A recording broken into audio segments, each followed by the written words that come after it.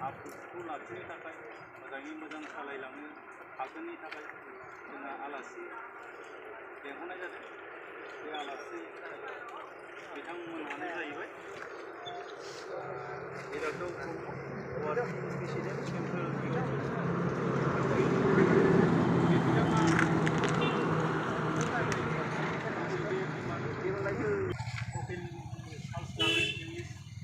स्कुलनि principal gate मोनसे दङ बेबायदिनो बिथांखौबो जों गेटखौ खुलिनो बिथांखौबो गोजोनाखै बेखौ सामलायनानै खावलायनाय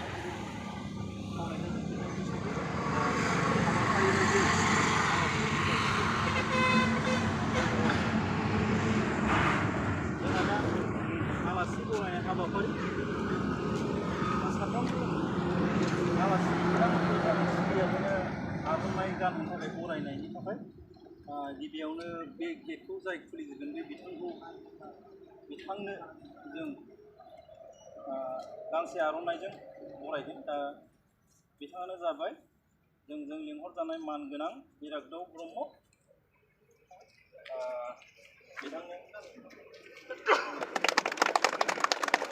बिथांनिसिम गोजोननाय थाबाय गांसे आर'नाइजों बरायबाय जों।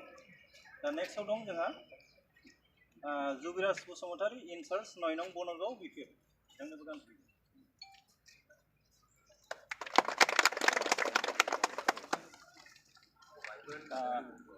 नेक्स्टआव दं जोंहा जोंजोंनो लेंहरजानायाव आलासि फैफानो हानाय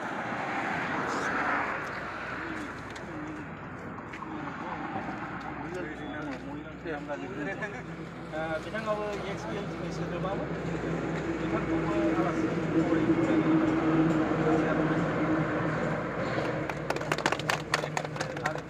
नेक्स्टआव दं जोंहा सालस्टारनि प्रिन्सिपाल सार बिथांखौबो गांसे आर'नाइजों बरायदों।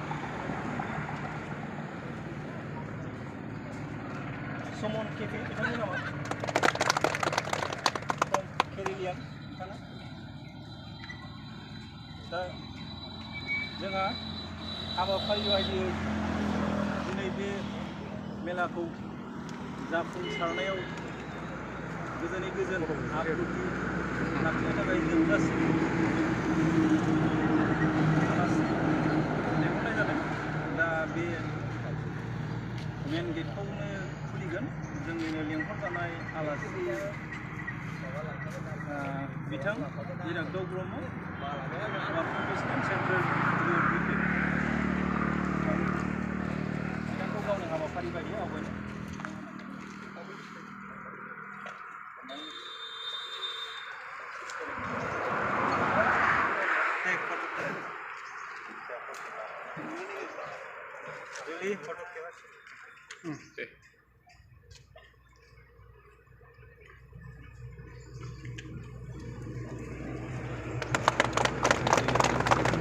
Bima Lukini!